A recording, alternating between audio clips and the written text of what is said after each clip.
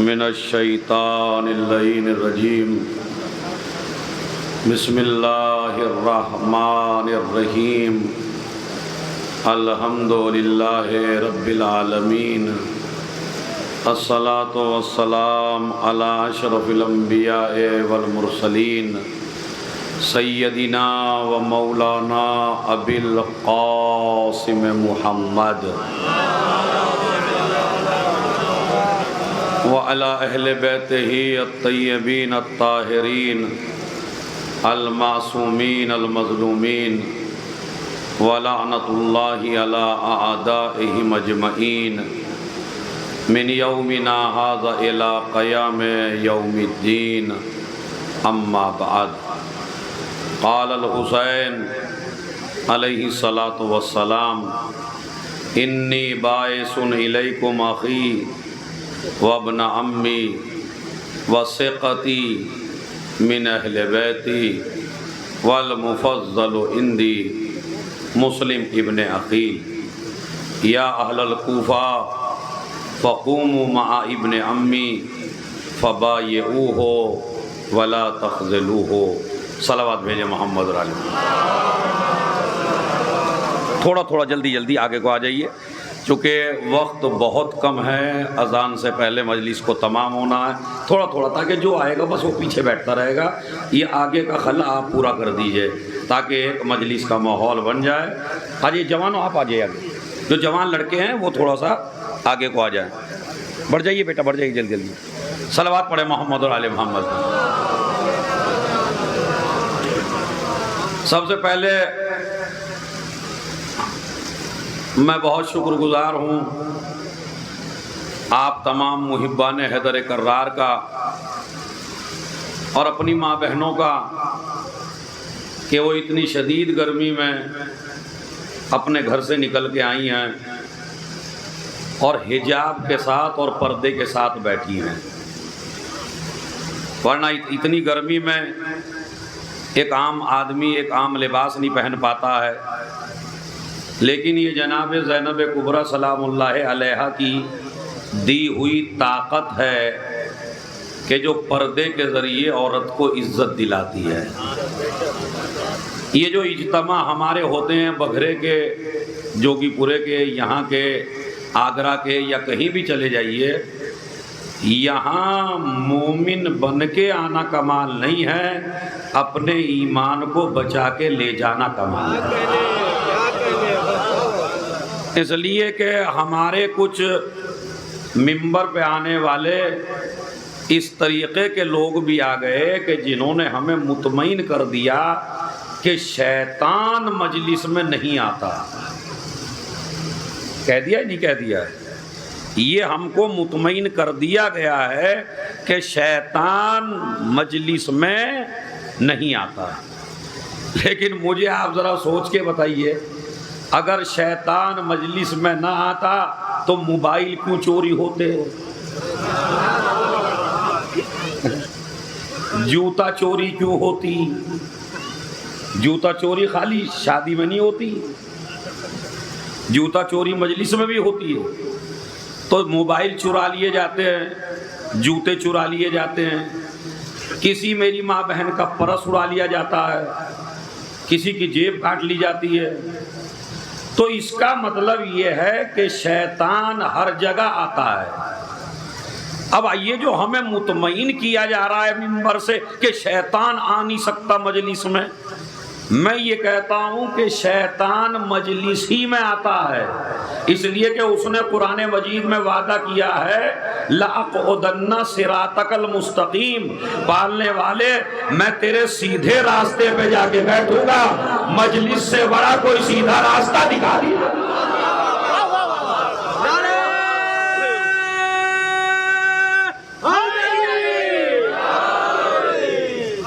مجلس سے بڑا کوئی سیدھا راستہ دکھا لیجئے۔ بھائی شیطان مجلس میں بھی آتا ہے اور شیطان مسجد میں بھی آتا ہے. کبھی آپ یہ سمجھیں. اچھا دلیل میں آپ کو ایسی دوں کہ انشاءاللہ میرے جوان لڑکے سمجھ جائیں گے، اور جب تک یہ اکٹھے ہوں گے اس کے بعد اعمال عرفہ مجھے سمجھانے میں آسانی ہو جائے گی. مگر پہلے سمجھ لیجئے، شیطان مجلس میں بھی آتا ہے. اس لیے کیوں آتا ہے؟ اس لیے کہ سب سے سیدھا راستہ ہے مجلس. دیکھیں سینما ہال میں جا کے کیا کرے گا؟ جہاں فتنہ فساد ہو وہاں جا کے کیا کرے گا؟ جہاں پہلے ہی سے پارٹی بازیاں ہوں وہاں جا کے کیا کرے گا؟ یہ تو ایسی جگہ آئے گا جہاں بھائی کو بھائی سے لڑا سکے، رشتہ دار کو رشتہ دار سے لڑا سکے، خاندان کو خاندان سے لڑا سکے، انجمن کو انجمن سے لڑا سکے، عزادار کو عزادار سے لڑا سکے. اسی لیے آپ یہ نہ سمجھیے کہ ہمیں عزاداری میں شیطان نہیں بہکاتا. یہ ذوالجناح پہ جھگڑے، یہ علم پہ جھگڑے، یہ تبرک پہ جھگڑے.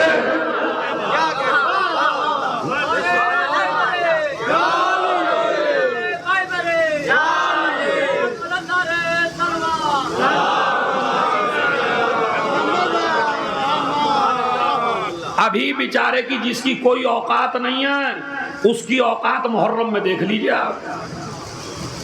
جس کا 12 کلو وزن ہے اس کا 72 کلو وزن ہو جاتا ہے محرم میں.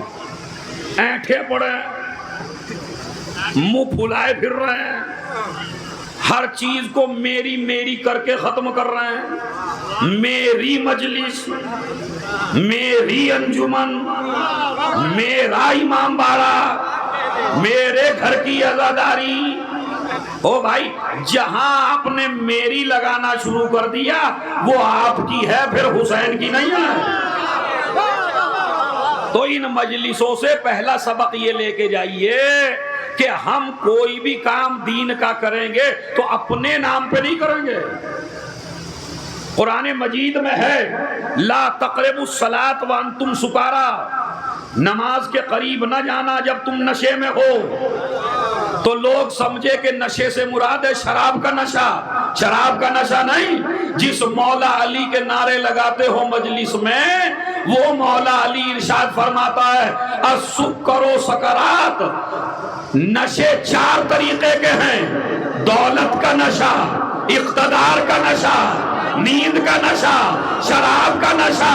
یعنی جب مسجد میں جانا تو بھی 4 نشے اتار کے جانا، جب مجلس میں آنا تو بھی 4 نشے.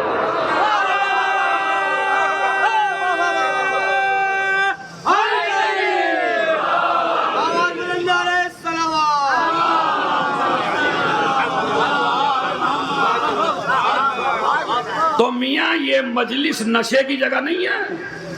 دولت کا نشہ گھر رکھ کے آ، اقتدار کا نشہ گھر رکھ کے آ، اپنی ثروت کا نشہ گھر رکھ کے آ. یہاں آنا تو خلوص کے ساتھ آنا، اعتقاد کے ساتھ آنا. اسی لیے مجلس کو پوری دنیا میں سب سے زیادہ مقام اسی لیے حاصل ہے کہ دنیا کی ساری مملکتیں آج تک کوشش کر بیٹھی کہ امیر آدمی کو غریب کے پہلو میں بٹھا دیا جائے اور غریب آدمی کو رئیس کے پہلو میں بٹھا دیا جائے. حکومتیں ناکام ہو گئیں، دولت ناکام ہو گئی، اقتدار ناکام ہو گیا.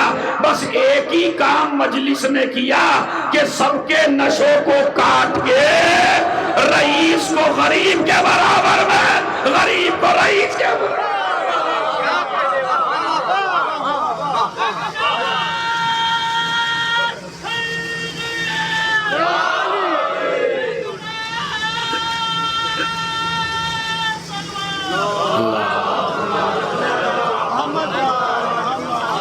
جوانوں سننا ہے. اس لیے یہ مجلس ہے میری ماں بہنوں، اس لیے شیطان آتا ہے. شیطان سے بچنے کی ضرورت ہے مجلسوں میں. ہو سکتا ہے میں ہی شیطان بن جاؤں آپ کے لیے. آپ کیا سمجھتے ہیں کہ مولوی شیطان نہیں ہو سکتا؟ ارے اگر میں ہی ممبر سے آپ کے عقیدے بگاڑنے لگوں، میں ہی ممبر سے نائب امام کے خلاف بولنے لگوں، میں ہی منبر سے اپنے مجتہد کو گالیاں دلوانے لگوں تو اب یہ عقیدے نہیں بگاڑ رہا ہوں، اس لیے کہ قانون اسلام یہ ہے کہ اللہ اسے مومن نہیں کہتا جو اصل کو مانے، اللہ اسے مومن کہتا ہے جو اصل کو بھی مانے نائب کو بھی مانے۔ میں نے تو آپ کی سماعت پہ بھروسہ کر کے پوری تاریخ پڑھ دی۔ شیطان، مجھے پورے قرآن میں پڑھ کے دکھائیے شیطان نے کہا او اللہ دو ہیں، دکھائیے بالکل، اللہ ایک، اللہ سب سے بڑا طاقتور ہے، یہ بھی شیطان نے کہا، اللہ قیامت کے دن کا مالک ہے، یہ بھی شیطان نے کہا، اللہ مالک یوم الدین ہے، یہ بھی شیطان نے کہا، اللہ سجدوں کے لائق ہے، یہ بھی شیطان نے کہا۔ تو نہ دو کہا، نہ شرک کیا، اس کے علم کے قصیدے پڑھے، اس کی طاقت کے قصیدے پڑھے، اس کی عبادت کے قصیدے پڑھے۔ اللہ طاقتور بھی ہے، اللہ سمیع بھی ہے، اللہ بصیر بھی ہے، اللہ قدیر بھی ہے، لیکن قرآن کیا کہتا ہے؟ کانا من الکافرین، شیطان کافروں میں سے ہو گیا۔ ارے کمال کی بات ہے، اللہ کو ایک مانتا ہے پھر بھی کافر، اللہ کو قدیر مانتا ہے پھر بھی کافر، اللہ کو طاقتور مانتا ہے پھر بھی کافر، اللہ کے سجدے کرتا ہے تو بھی کافر۔ قرآن کہتا ہے یہی تو مزاج بتانا چاہتا ہوں میں کہ جو ہمیں تو مانے مگر جسے ہم منوائیں۔ ارے میں توجہ کہ بھائی ایک ایک ہاتھ اٹھنا چاہیے، جو ہمیں تو مانے مگر جسے ہمیں منوائے اسے نہ مانے وہ وقت کا شیطان ہوتا ہے۔ اسی طرح جو امام کو تو مانے نائب امام کو نہ مانے وہ وقت کا شیطان ہوتا ہے۔ جو علی کو تو، جو نبی کو تو مانے غدیر کے بعد علی کو نہ مانے۔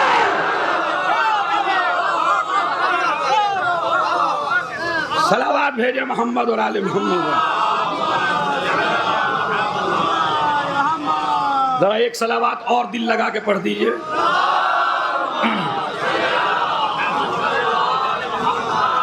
ہر جگہ تبلیغ کرتا ہوں، میرے انداز سے سب پورا مجمع واقف ہے، بلکہ ابھی دو لڑکے تو کہہ رہے تھے مولانا اگر اتنی تبلیغ کوئی اور کر دے تو اسے بلائے گا نہیں کوئی۔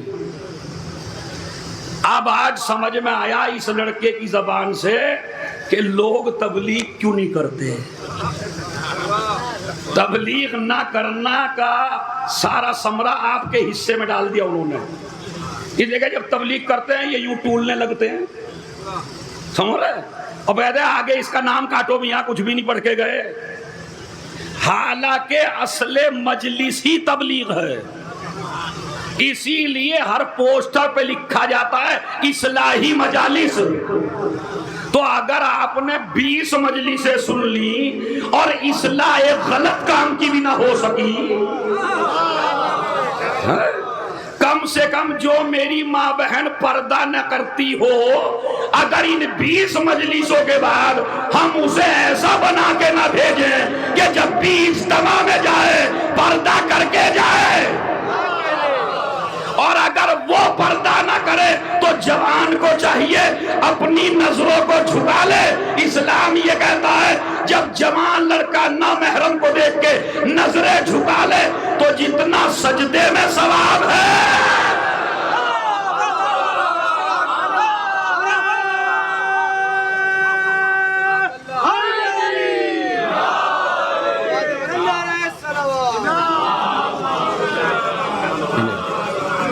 میرے جوانوں، یہ ماحول بنا کے مجھے کچھ آپ کو سمجھانا ہے۔ وہ سمجھانا کیا ہے؟ بس وہ ضروری باتیں سن لیجئے آپ۔ ضروری بات کیا ہے؟ تو شیطان سے آپ کہیں بھی بچنے والے، اور خصوصاً عزاداری میں، اس لیے کہ عزاداری اسلام کا سب سے بڑا راستہ ہے۔ تو شیطان وہیں آ کے بیٹھے گا جہاں اچھے کام ہوں۔ جو پہلے ہی سے اس کی پارٹی میں چلے گئے، سینما ہال والوں کو نہیں، گانا سننے والوں کو نہیں، جو پہلے ہی قوم کو لڑوا رہے ہوں اسے کیا بہکائے گا؟ وہ تو اس کا کام پہلے ہی سے کر رہے ہیں۔ تو بہکائے گا مولوی کو، بہکائے گا شاعر کو، بہکائے گا ممبر پہ آنے والے عالم کو، بہکائے گا سننے والے کو۔ اس لیے شیطان کا خطرہ ہر وقت مجلس میں لگا۔ مسجد میں بھی خطرہ ہے۔ آپ کہیں مسجد میں کیا ہے؟ مجھے بتائیے، جب بھی آپ مسجد بناتے ہیں تو مسجد میں ایک جگہ بنتی ہے محراب۔ زور سے بولیے جوانوں، ادھر والے بھی۔ مسجد میں کیا جگہ بنتی ہے؟ محراب۔ محراب کے معنی چیک کریے ڈکشنری میں۔ محراب یعنی لڑنے کی جگہ۔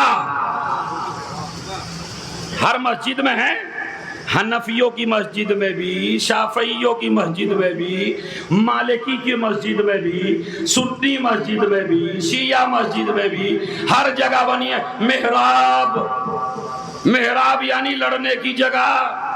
اب مولویوں سے فتویٰ پوچھئے، مولانا مسجد میں لڑنا جائز ہے یا ناجائز ہے؟ چلیے اب میں آپ کو مولوی سمجھ لیتا ہوں، آپ سب مولوی ہیں، بتائیے جی مسجد میں لڑنا جائز ہے یا ناجائز؟ ناجائز۔ تو پھر محراب کیوں بنائی وہاں لڑنے کی جگہ؟ کہا جناب اصل میں مسجد مومن سے لڑنے کی جگہ نہیں ہے۔ اب اگر سمجھ گئے تو انشاءاللہ اگلے سال تک مجلس یاد رہے گی۔ مسجد مومن سے لڑنے کی جگہ نہیں ہے۔ میں نے کہا تو کس سے لڑائی ہو رہی ہے؟ کہا مسجد میں جو محراب ہے اس میں لڑائی ہوتی ہے مومن کی شیطان سے۔ اچھا سارے کہتے ہم نے دیوبند کے علماء سے پوچھا محراب کیوں بنائی؟ کہا شیطان سے لڑنے کے لیے۔ ہم نے بریلویوں سے پوچھا محراب کیوں بنائی؟ کہا شیطان سے لڑنے کے لیے۔ شیعوں سے پوچھا کیوں بنائی؟ کہا شیطان سے لڑنے کے لیے۔ ہم نے کہا جب لڑتے ہو روز شیطان سے، کوئی 3 وقت لڑتا ہے تو کوئی 5 وقت لڑتا ہے، اما کسی وقت میں دکھائی بھی دیا شیطان؟ جس سے لڑ رہے ہو دکھائی بھی دیا؟ اب اس سے بڑا تبلیغی جملہ میرے پاس نہیں ہے، اور اپنے امام کے میں میرے بزرگ ہیں دعا چاہتا ہوں، شیطان کبھی لڑتے ہوئے دکھائی دیا؟ شروع سے نمازیں پڑھتے آ رہے ہیں، شیطان سے لڑتے آ رہے ہیں، شیطان دکھائی نہیں دیا، مگر کہتے نہیں شیطان سے ہماری لڑائی ہوئی۔ کمال کا مسئلہ ہے، شیطان لڑتا ہوا دکھائی نہ دے تو ہر آدمی کہتا ہے شیطان ہے، امام ہدایت کرتا نظر نہ آئے۔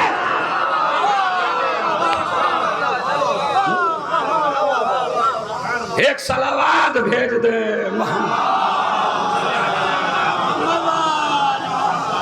نہیں ہے۔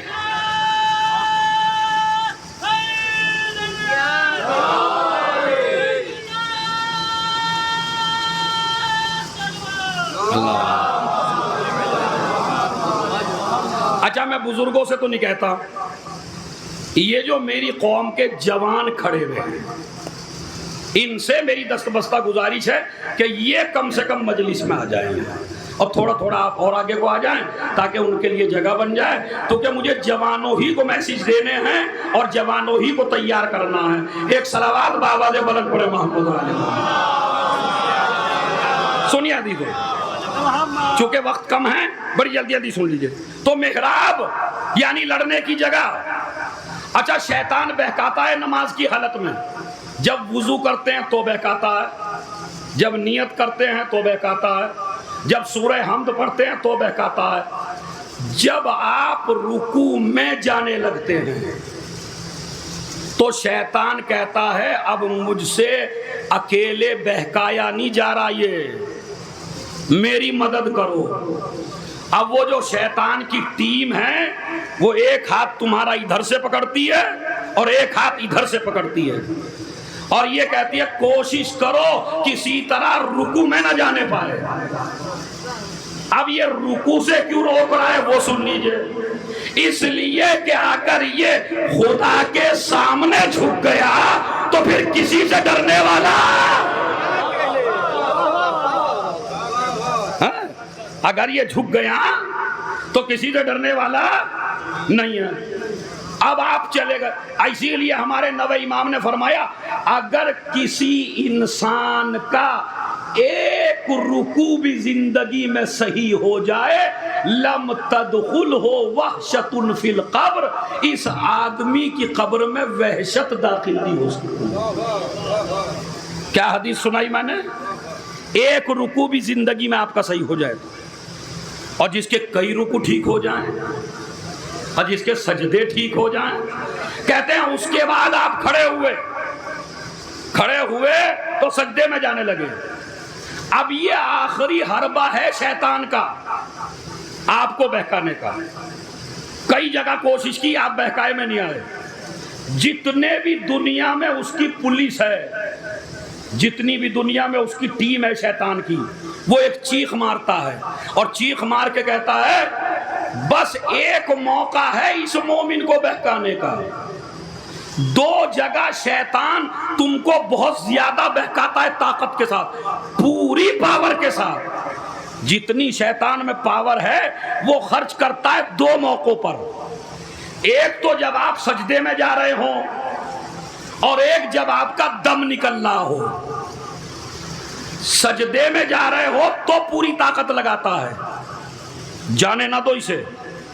اس کے بعد مومن لعنت پڑھ کے سجدے میں چلا گیا، شیطان چھوڑ کے بھاگ گیا. تو جیت گیا. ارے توجہ چاہتا ہوں، شیطان کیا کہتا مومن سے جب سجدے میں چلا جاتا؟ تو جیت گیا، میں ہار گیا. تو مومن شیطان سے کہاں جا کے جیتا بتائیے؟ ارے بول دیجئے بھائی. سجدے میں، زور سے بولیے. شیطان سے مومن کہاں جیتا؟ اور زور سے. شیطان سے مومن کہاں جیتا؟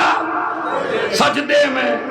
اب جو آپ کو منبر پہ آ کے سجدوں سے روک دے،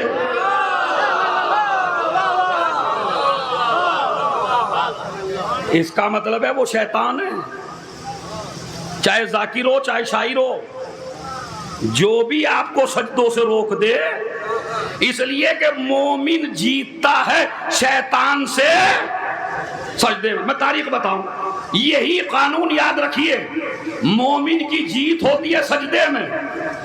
کربلا کا میدان ہے، شمر خنجر لیے ہوئے ہے، حسین کے قریب آ رہا ہے، خنجر چلانا چاہتا ہے. حسین کہتے ہیں مجھے سجدہ کرنے دے. حسین نے سجدے میں سر رکھا. میں نے مولا حسین سے کہا مولا حسین یہ خنجر لے کے آیا ہے، خنجر کا مقابلہ خنجر سے کرو، تیر کا مقابلہ تیر سے کرو، تبر کا مقابلہ تبر سے کرو، نیزے کا مقابلہ نیزے سے کرو. یہ کیا؟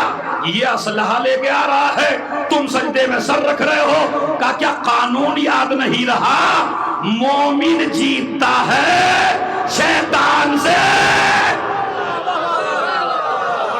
نہیں بھائی، اگلے سال تک داد دیتے رہو گے کیا؟ مومن جیتتا ہے شیطان سے. سجدے میں شمر پاگل تھا، سمجھ ہی نہیں پایا، وہ خنجر چلانا چاہتا ہے. حسین کہتے ہیں مجھے سجدہ کرنے دے تاکہ قیامت تک اعلان کر دے او شمر ملعون، اگر قیامت تک تیرا خنجر باقی رہ جائے تو جیت گیا، اگر میرا سجدہ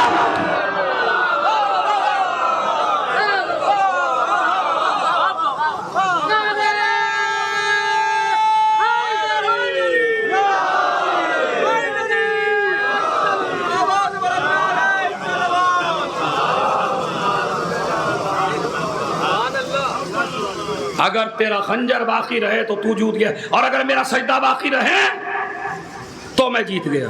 تو اس کا مطلب شیطان نماز میں بھی بہکاتا ہے ایک، اور شیطان مجلس میں بھی بہکاتا ہے.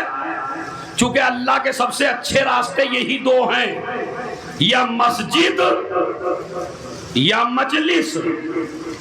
اس کے بعد سنیے پھر مولا علی کی حدیث سناتا ہوں آپ کو، اپنے مولا کی، اور جواب دیجئے گا غور سے. مولا کہتے ہیں اگر اللہ مجھ علی کو یہ اختیار دے کہ اے علی یہ مسجد کا دروازہ ہے اور یہ جنت کا دروازہ ہے، ان میں سے کسی ایک میں چلا جا۔ بات سمجھ میں آ رہی ہے؟ اے علی، یہ مسجد کا دروازہ، یہ جنت کا دروازہ، ان میں سے کسی ایک میں چلا جا۔ اب میں کہتا ہوں اس سامنے والے مجمع سے، یہ ہے مسجد، یہ ہے جنت، تم ان میں سے کسی ایک دروازے میں چلے جاؤ، ایمانداری سے بتانا کہاں جاؤ گے؟ ہاں؟ مسجد کے دروازے پر یا کہاں جائیں گے؟ جنت۔ ارے بھائی، ہم تو مسجد میں بھی اسی لیے آتے ہیں کہ جنت میں جائیں گے، ہے یا نہیں ہے؟ اگر ہمیں پتہ چل جائے نماز کے بعد بھی جنت ملنے والی تو کیوں جائے گا آدمی مسجد میں؟ تو ہمارا بالکل جواب صحیح ہے، اور یہ جواب غلط نہیں ہے، ہمارا جواب غلط نہیں ہے، ہم جنتی کی طرف جائیں گے۔ مولا علی فرماتے ہیں اگر اللہ، خدا کی قسم بڑی نورانی مجلس ہے، اگر اللہ مجھ علی کو یہ اختیار دے، علی یہ جنت کا دروازہ ہے، یہ مسجد کا دروازہ ہے، ان میں سے کسی ایک میں چلا جا، تو میں علی جنت کا دروازہ چھوڑ دوں گا، مسجد کے دروازے میں داخل ہو جاؤں گا۔ کسی نے پوچھا مولا کیوں؟ تو مولا نے فرمایا اس کی وجہ یہ ہے، جنت میں جانے کو میرا نفس کہتا ہے، مسجد میں جانے کو میرا رب کہتا ہے۔ صلوات بھیج دیں محمد۔ مسجد میں جانے کو میرا رب کہتا ہے، میں اپنے نفس کی بات نہیں مانوں گا، میں اپنے رب کی بات مانوں گا۔ اور رب کی بات، اب یہ میرا پورا پیغام ہے بس مجلس والوں کے لیے، رب کی بات جب مانے گا جب علم ہوگا، جب نالج ہوگی، جب تعلیم ہوگی۔ مجلس رونے کا نام نہیں ہے، مجلس خالی ماتم کا نام نہیں ہے، مجلس خور میں بریانی کا نام نہیں ہے، مجلس بڑے بڑے تبرک بانٹنے کا نام نہیں ہے، مجلس نام ہے اندھیروں سے نکل کے نور میں آنے کا، جہالت سے نکل کے علم میں آنے کا۔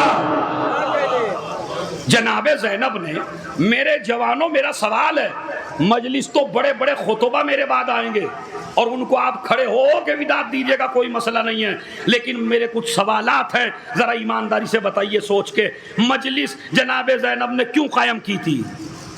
اور یہ میری ماں بہنیں بھی سنیں، کیوں قائم کی تھی جناب زینب نے مجلس؟ رونے کے لیے؟ خالی ماتم کے لیے؟ خالی تبرک بانٹنے کے لیے؟ تبرک کے نام پر بڑے بڑے ایٹم بانٹنا اور خوشی خوشی کھا کے چلے جانا، اس کا نام مجلس ہے؟ دیکھیے، جناب زینب اس علی کی بیٹی ہے کہ جس کی تلوار نسلیں دیکھ کے چلتی تھی، بس اس سے بڑا جملہ نہیں ہے میرے پاس۔ جس علی کی تلوار نسلیں دیکھ کے چلتی تھی، اسے معلوم تھا کہ یزیدیت مدرسے بھی ختم کر دے گی، یزیدیت کالج بھی بند کر دے گی، یزیدیت اسکول بھی بند کر دے گی، یزیدیت تعلیم بھی بند کر دے گی، یزیدیت کبھی علم کے میدان میں لوگوں کو آگے نہیں بڑھنے دے گی۔ اس لیے بی بی کو معلوم تھا جوان صبح کو نکلے گا، جاب پہ جائے گا، رات تک آئے گا، مسجدوں میں جانے کا وقت نہیں ہوگا، 9 بجے آ کے کہیں جائے نہ جائے۔ اب مجھے آپ یہ بتائیے، جب صبح کو آپ نکل گئے، رات کو آئے، کوئی مدرسے میں نہیں جائیں گے، کسی کالج میں نہیں جائیں گے، کسی اسکول میں نہیں جائیں گے، تو دین کہاں سیکھیں گے جا کے؟ اسلام کا کہاں پتہ چلے گا؟ آدم کا کہاں پتہ چلے گا؟ ماں باپ کی عظمت کہاں پتہ چلے گی؟ بھائی اسی بنیاد پر جناب زینب نے یزید کے دربار سے مجلس حسین کا آغاز کر کے قیامت تک کے لیے حسین کی یونیورسٹی کھول دی۔ ہر مذہب کا آدمی آئے، جہالت ختم کر کے چلا۔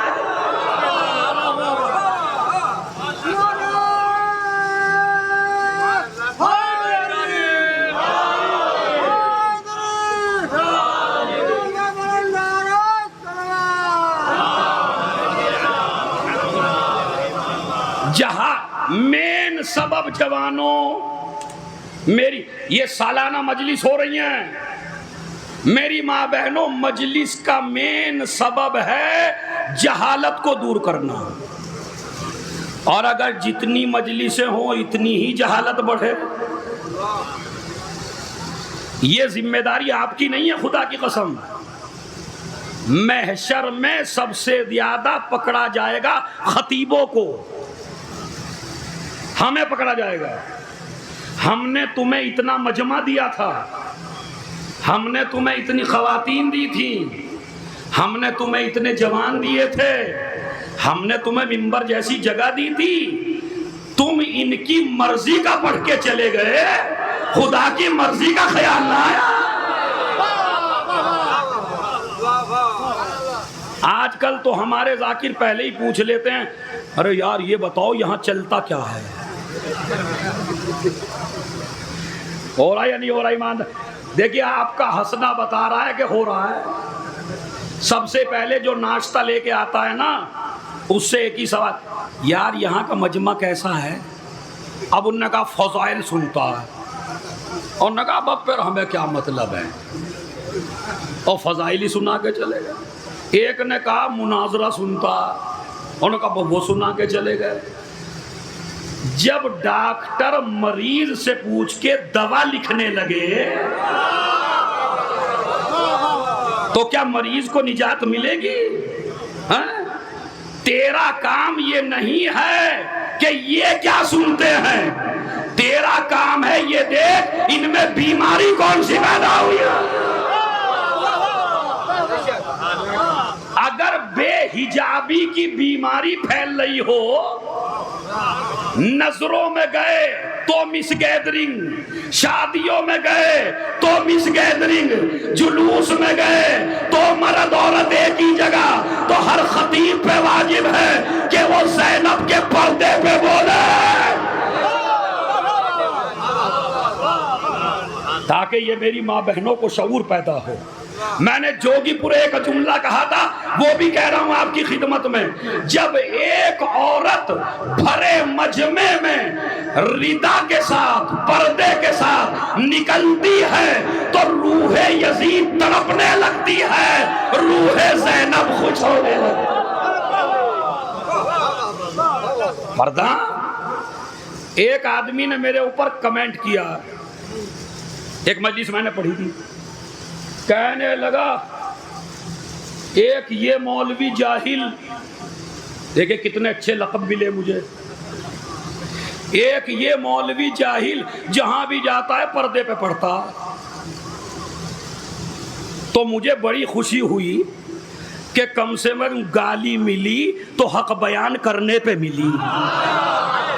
ہاں؟ اب مجھے نہیں پتا وہ کس خاندان کی اولاد ہے بھائی کہ جسے پردے سے اتنی چڑ ہو رہی ہے۔ ہاں؟ مجھے تو لگتا ہے ایسے خاندان کا ہے کہ جس خاندان میں پردہ جانتا ہی نہیں ہے کوئی۔ پردہ آل محمد کی خواتین کا شعار ہے عزیزو، حجاب بہت زیادہ، اے میری ماں بہنوں، تمہاری عزت ہی پردے میں ہے۔ ایک عورت اگر شادی میں جہاں 15 ہزار 20 ہزار کا سوٹ پہن کے ایک عورت آئی ہو، اور ایک عورت سادگی سے کالی چادر اوڑھ کے پردے کی حفاظت کر کے شادی میں چلا جائے تو مجمع اس 20,000 والی کو نہیں دیکھتا، مجمع اسی کالی چادر والی کی تعریف کرتا ہے، بڑی مومنہ ہے، بڑی پرہیزگار ہے۔ اگر اب جملہ سنیے اور قیامت تک یاد رکھیے، اگر پردہ کرنا توہین ہوتی تو زینب پردہ نہ کرتی۔ صلوات بھیجے محمد علیہ۔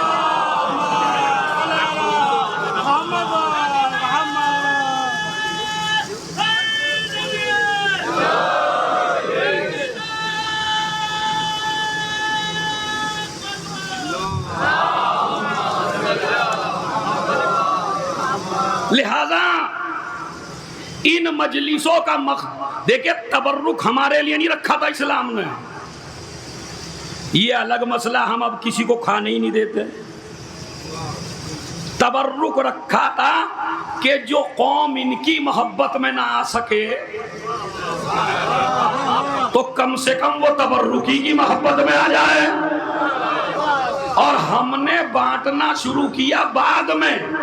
مجلس میں پہلے تبرک نہیں بٹتا.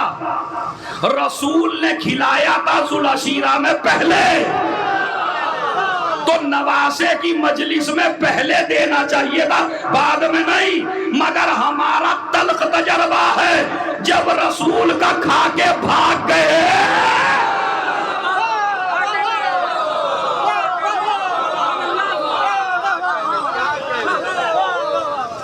صلوات بھیج دے محمد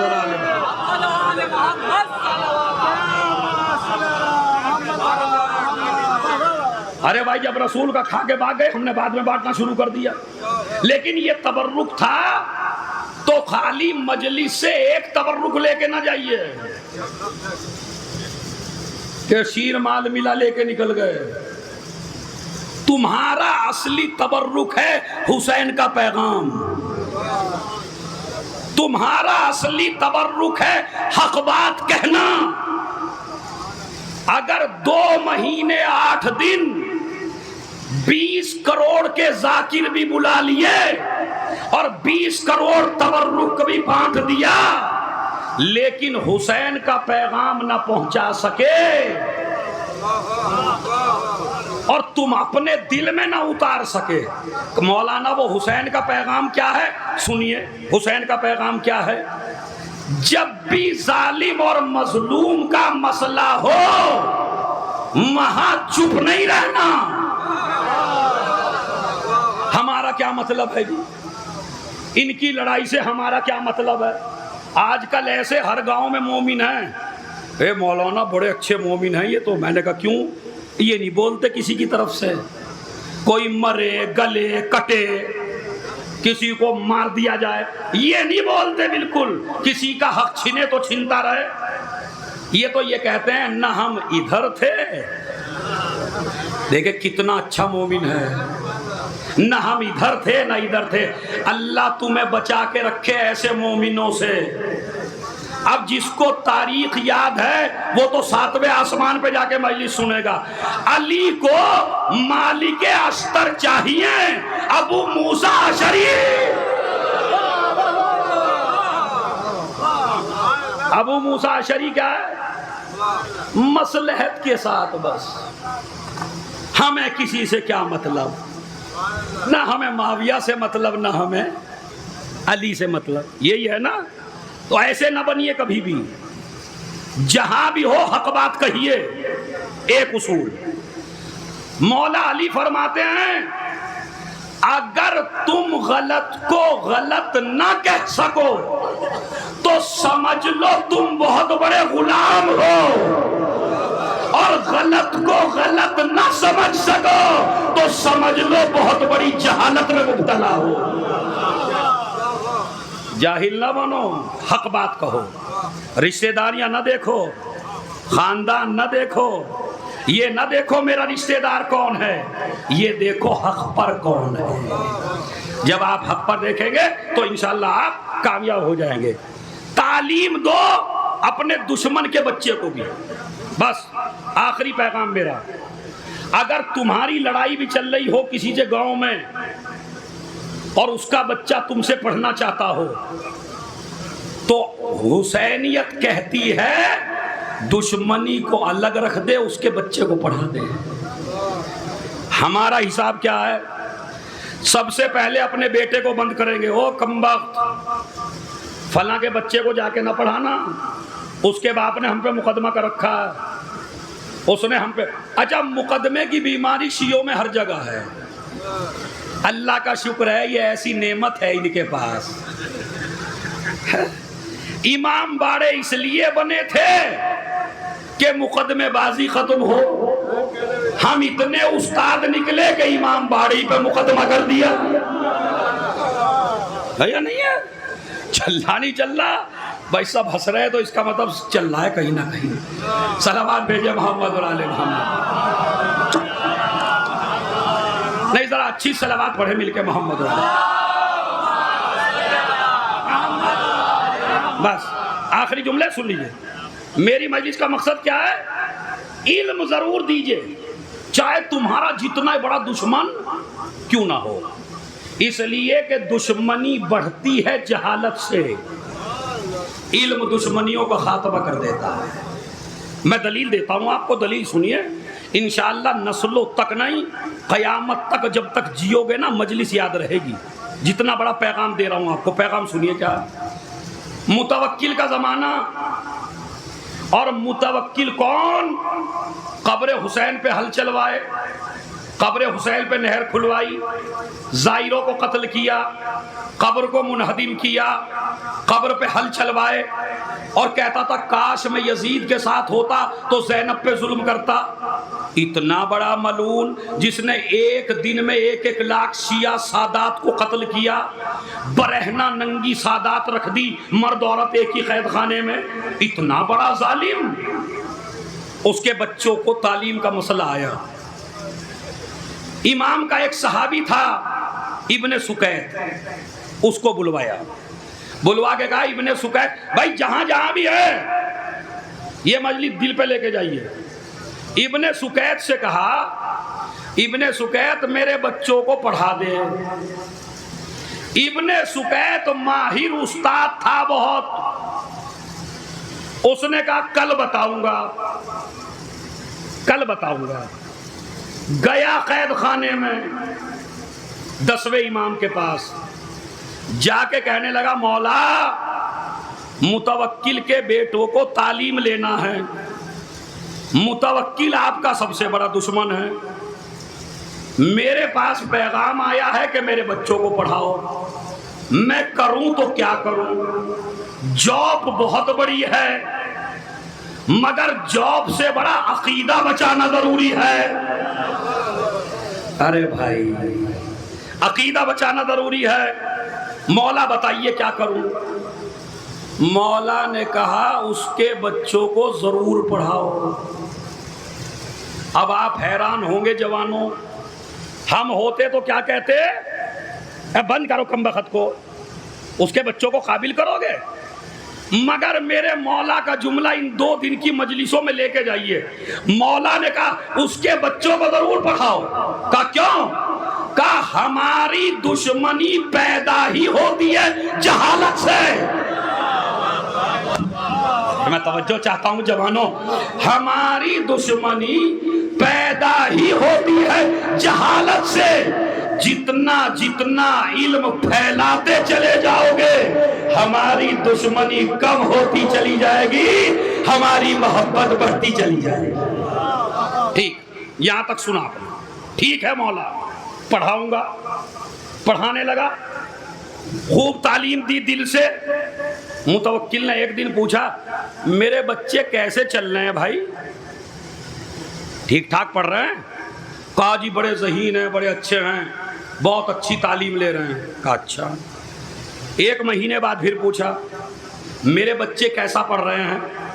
کہا تیرے بچے بہت اعلیٰ تعلیم لے رہے ہیں، بڑے ذہین ہیں۔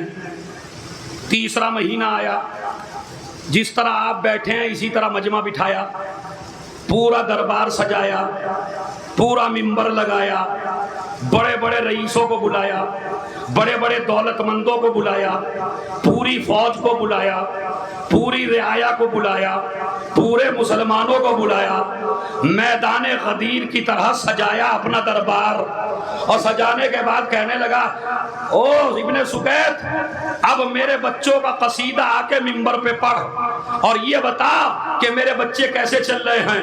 ابن سکیت نے کہا بہت اچھے چل رہے ہیں۔ کہا تو اس مجمع کو یہ بھی بتا دے میرے لاڈلے بہتر ہے یا علی کے لال حسن و حسین؟ اوہو، اب سکوت طاری ہے، چونکہ طوفان آنا ہے نا، تو سکوت کے بعد ہی طوفان ہوتا ہے۔ کیا کہ میرے لاڈلے بہتر ہیں یا علی کے لال حسن و حسین؟ اس نے کہا یہ بات بھی نیچے نہیں بتاؤں گا،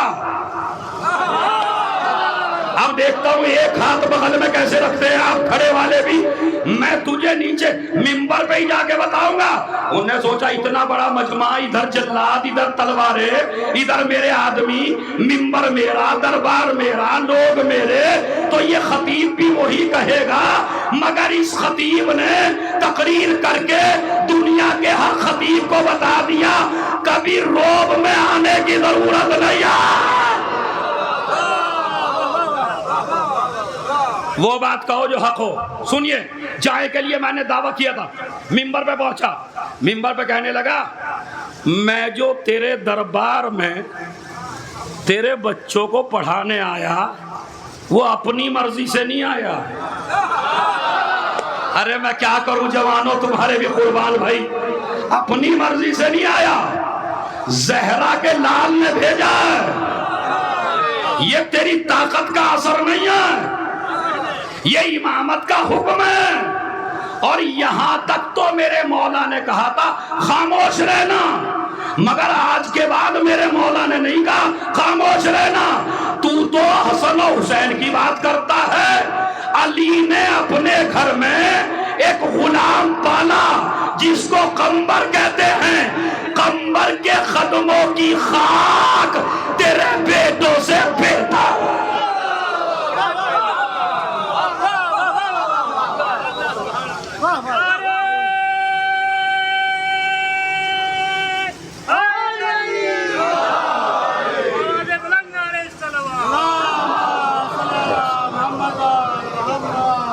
قمبر کے قدموں کی خاک تیرے لاڈلوں سے بہتر ہے. تو مجلس کا جوانوں اصلی مقصد کیا بنا؟ اصلاح. مجلس کا اصلی مقصد کیا بنا؟ علم. اب آپ ہو سکتا کہ کیا فضائل علی؟ ارے بھائی فضائل علی ہی تو علم ہے، حق بیانی ہی تو علم ہے. عزاداری کو محدود نہ کرو صرف ماتم میں، مجلس میں اور نیاز میں. عزاداری ان تین چیزوں میں محدود نہیں ہے. تعلیم دینا عزاداری کا حصہ، اخلاق سکھانا عزاداری کا حصہ، پردہ کروانا عزاداری کا حصہ، اتحاد کرانا عزاداری کا حصہ. عزاداری محدود نہیں ہے. جناب زینب کی تحریک چھوٹی سی نہیں ہے جس میں 4 چیزیں آ جائیں. آدم کا قصہ اسی میں آئے گا، نوح کا قصہ اسی میں آئے گا، موسیٰ کا قصہ اسی میں آئے گا، کعبے کی عظمت اسی میں آئے گی، ماں باپ کی عظمت اسی میں آئے گی، نبیوں کا اخلاق اسی میں آئے گا. زینب کہنا چاہتی ہے کہ جب یزید کے بعد دین ہر گھر میں پہنچے تو حسین کے نام پر یہ ہے عزاداری. ہم کیا سمجھتے ہیں؟ عزاداری یعنی نیاز. اسی لیے کوئی آدمی اگر ذرا سا بھی کہہ دے نیاز میں کم کر لیجئے، تعلیم میں لگا دیجئے، ارے یہ تو نیاز میں کم کرا رہے ہیں. اور نیاز میں تو کمی تم کر ہی نہیں سکتے. تم نیاز میں دیتے ہی کیا ہو مولا کو؟ انہی کا دیا ہوا تو دیتے ہو. تمہارے باپ کے میل تھوڑے ہی چل رہے ہیں. تم کیا پوری دنیا آج حسین کے نام پہ کھا رہی ہے.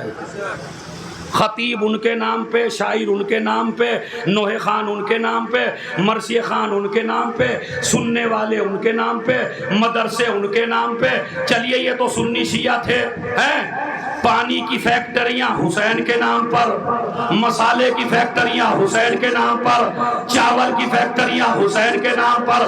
کہیں سے چاول لائے، کہیں سے نمک لائے، کہیں سے پانی لائے، کہیں سے گوشت لائے، کہیں سے سامان لائے. پوری دنیا بنا میں کھا رہی ہے نہیں کھا رہی ہے بتائیے. آپ اگر عزاداری میں خرچ کرنا چھوڑ دیں پتہ نہیں کتنے لوگ دکانداری چھوڑ دیں.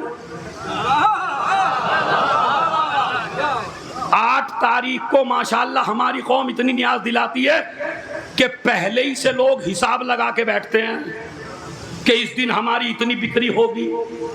تو چاہے حسین کو مانے نہ مانے مگر کھائے گا حسین کا. کھا رہا نہیں بتائیے؟ خالی مولوی تھوڑے ہی کھا رہے ہیں حسین کے نام پر. کائنات کا ذرہ ذرہ حسین کے نام پر ہے۔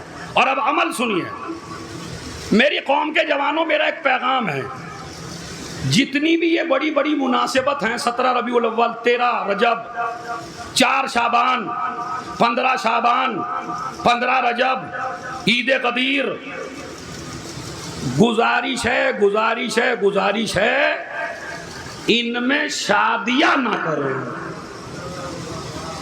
بس یہ پیغام ہے۔ اب کبھی بہک نہ جائیں، اس لیے وضاحت، شادیاں نہ کریں، اس لیے کہ جتنے بڑے دن میں گناہ کرو گے اتنا ہی عذاب شدید ہوگا۔ اگر شادی کرنی ہے تو پہلے پردے کا انتظام کر، تاکہ غدیر کے دن عورت گناہ نہ کر سکے۔ پتہ چلا ادھر تو مولا علی کی ولادت اور ادھر شادی، ہر عورت سج دھج کے گئی ہے، پردہ ہے نہیں، تو 13 رجب کا عذاب آئے گا یا نہیں آئے گا؟ غدیر کے دن کھانا نجس کھلوا دیا پورے شادی میں آنے والوں کو، جس کے پیٹ میں نجس غذا چلی جائے نہ وہ پھر عمل غدیر کرتا ہے نہ عمل عرفہ کرتا ہے۔ تو اگر شادیاں کرنی ایک دن پہلے کر لو، اور شادی ایسی کرو جس میں علی آ سکے، بہت بڑا جملہ ہے خدا کی، جس میں اہل بیت آ سکے۔ اہل بیت وہیں آئیں گے جہاں مس گیدرنگ نہیں ہوگی۔ تو اگر شادی کریں تو پوری اسلامی کریں، جملہ سمجھ گئے میرا؟ یا تو پورا اسلام پہ عمل ہو تو شادی ہو ان تاریخوں میں، ورنہ گناہ کرنے کی ضرورت نہیں ہے ان تاریخوں میں، عذاب بڑا شدید ہوتا ہے۔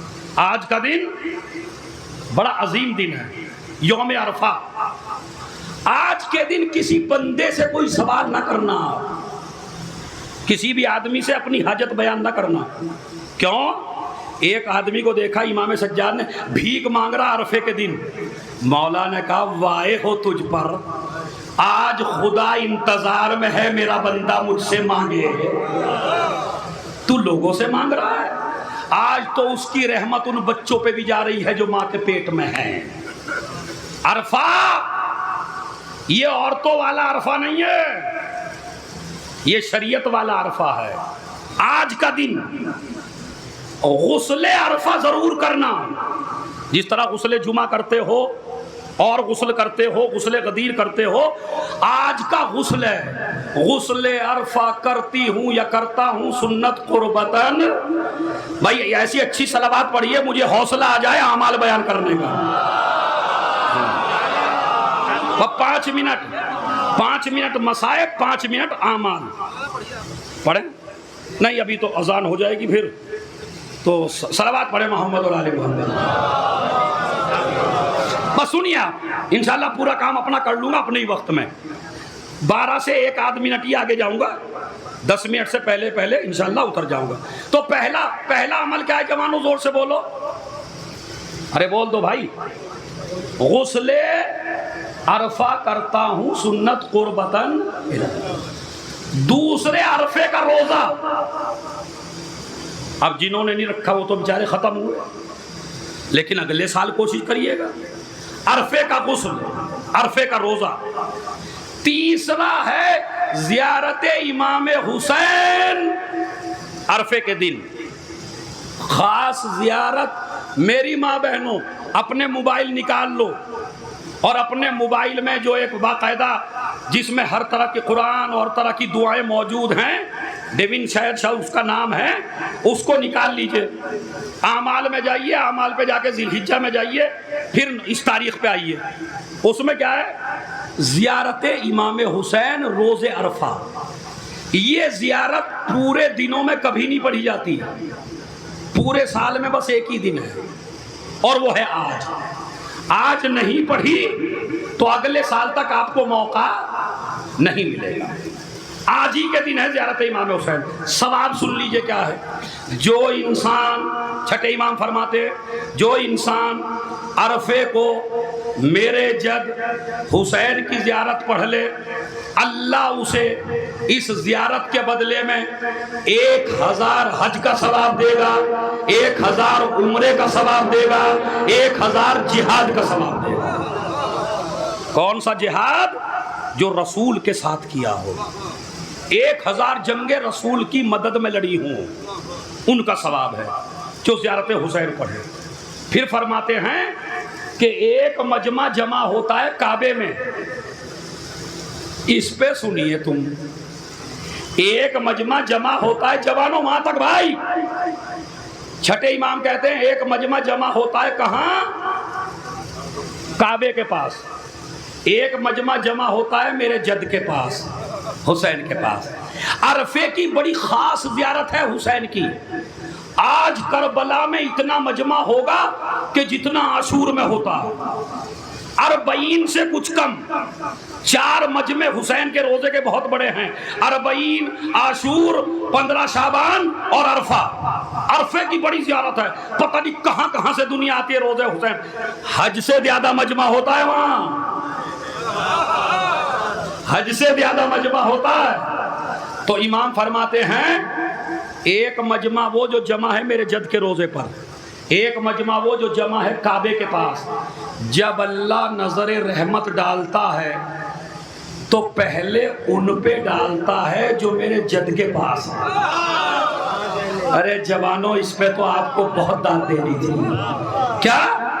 میرا خدا نظر رحمت اس مجمع پہ ڈالتا ہے پہلے، حاجیوں پہ بعد میں ڈالتا ہے. زائر حسین پہ پہلے ڈالتا ہے. اس نے پوچھا مولا کیوں؟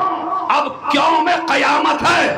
مولا نے کہا اس کی وجہ یہ ہے کہ حج پہ جو مجمع گیا ہے وہ مکس ہے، اچھا بھی ہے، برا بھی ہے، مومن بھی ہے، منافق بھی ہے، حق بھی ہے، باطل بھی ہے، حلالی بھی ہے، حرامی بھی ہے. لیکن جو آج مجمع میرے جد کے روزے میں،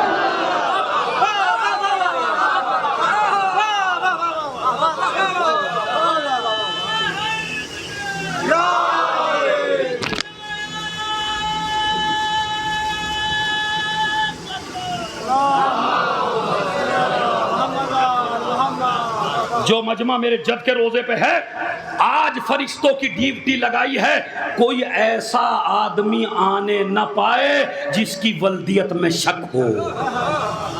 یہ حدیث ہے، معتبر ترین حدیث ہے. تو میری ماں بہنوں، سارے کام چھوڑ دینا، کھانا چھوڑ دینا، پینا چھوڑ دینا، نہیں چھوڑنا تو زیارت حسین. یہ تم کو بڑا اچھا موقع ملا ہے. بڑا یوٹیوب پہ سرچ کر لینا زیارت حسین یوم عرفہ، اور ہونا تو یہ چاہیے کہ یہی ہو جائے 15-20 منٹ تاکہ سب پڑھ لیں. یہی تو اصل مجلس ہے. اور ہمارے چیخنے سے آپ کو کیا فائدہ ہونے والا ہے؟ کبھی وہ بھی تو کرو جو معصوم نے کہا ہے. اعمال عرفہ حد ہے، روایت یہاں تک ہے، اگر تم کو معلوم ہے کہ اگر میں روزہ رکھوں گا تو اعمال عرفہ نہیں کر پاؤں گا، تو اللہ کہتا ہے روزہ نہ رکھ مگر عرفے کا عمل کر لے. اسی میں نہ غسل کر لیا، زیارت امام حسین، روزہ. نماز ظہر و عصر بڑی اچھی طرح پڑھیے. نماز ظہر عصر کے بعد میری ماں بہنوں 2 رکعت نماز پڑھیے. 2 رکعت نماز پڑھتی ہوں یا پڑھتا ہوں عرفے کی سنت قربتاً. نیت کریے جلدی سے. 2 رکعت نماز عرفہ پڑھتی ہوں یا پڑھتا ہوں سنت قربتاً. پہلی رکعت میں سورہ حمد، سورہ حمد کے بعد سورہ قل هو اللہ 1 دفعہ. دوسری رکعت میں سورہ حمد، سورہ قل یا ایھا الکافرون 1 مرتبہ. نماز صبح کی طرح 2 رکعت نماز پڑھ لیجئے. 4 رکعت ہے زیارت امیر المومنین، جس کی ہر رکعت میں 50 مرتبہ قل هو اللہ. وہ نہیں پڑھی جائے گی، مجلسوں کا وقت نہیں رہے گا. پھر تو 2 رکعت یہ پڑھ لیجیے عرفے کی نماز صبح کی طرح. اس کے بعد جب بیٹھ جائیے تسبیح زہرا پڑھیے. تسبیح زہرا پڑھنے کے بعد اب جتنے بھی تم نے سال میں گناہ کیے ہیں امام کہتے ہیں ان کو گن. پروردگار میں نے یہ بھی کیا، پروردگار میں نے یہ بھی کیا، پروردگار میں نے فلاں کو مارا، پروردگار فلاں کو میں نے اذیت دی، پروردگار یہ گناہ میں نے کیا، پروردگار میں نے نامحرم کو دیکھا، پروردگار میں نے جتنے بھی گناہ کیے. روایت ہے جتنوں کا اقرار کر لے گا آج اللہ کے سامنے اللہ سارے معاف کر دے گا، مگر اتنی آواز میں کہنا جو تیرے کانوں تک آئے. بس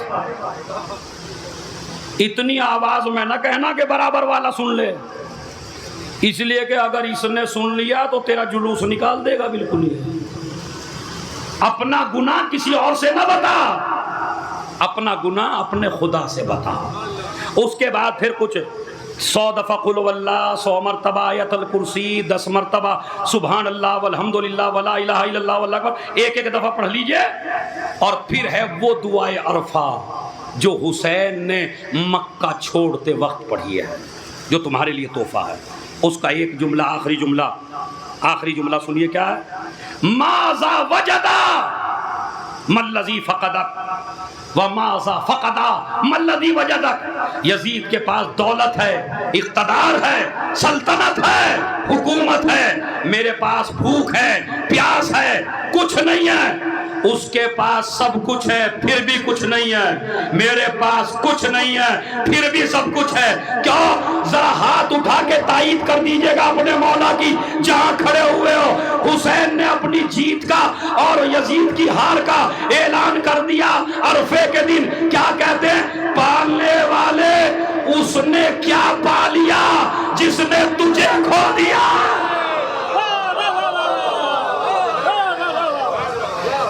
اور اس نے کیا کھو دیا جس نے تجھے پا لیا.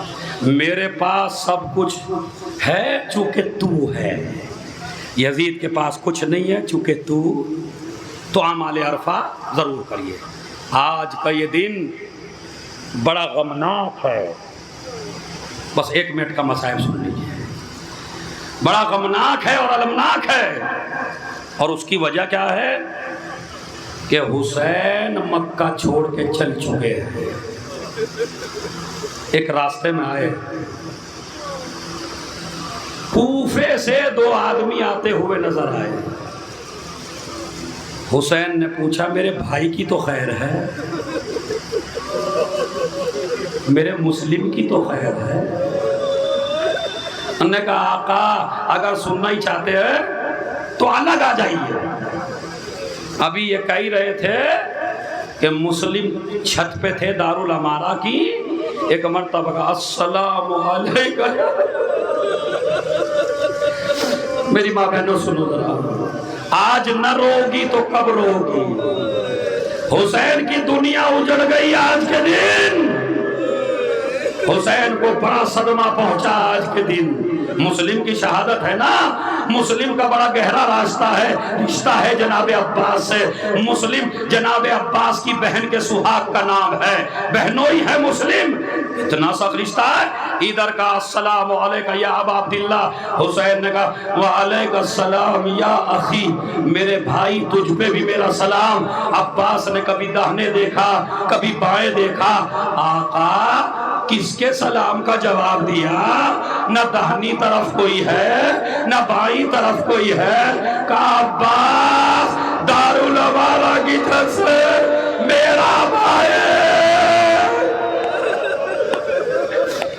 مسلم سلام کر رہا ہے. آقا کیا بات ہے؟ کہا مسلم کا جان کا خطرہ ہے، آخری لمحہ ہے. مولا اتنی اجازت دے دیجئے کہ عباس کوفہ پہنچ جائے، کوفے کی اینٹ سے اینٹ بجا دوں گا، ذرا اجازت تو دیجئے۔ کہا عباس دیکھنا چاہتا ہے۔ اب میں نے ایک معتبر ذاکر سے سنا کہ ایک مرتبہ انہوں نے کہا علی اکبر چچا کا بازو پکڑ لو، قاسم چچا کا بازو پکڑ لو، دونوں بھتیجوں نے بازو پکڑا، حسین نے انگلیاں بلند کی، زمین کوفہ پست ہوئی۔ ایک مرتبہ کیا دیکھا عباس نے، چہرے کا رنگ لال ہو گیا۔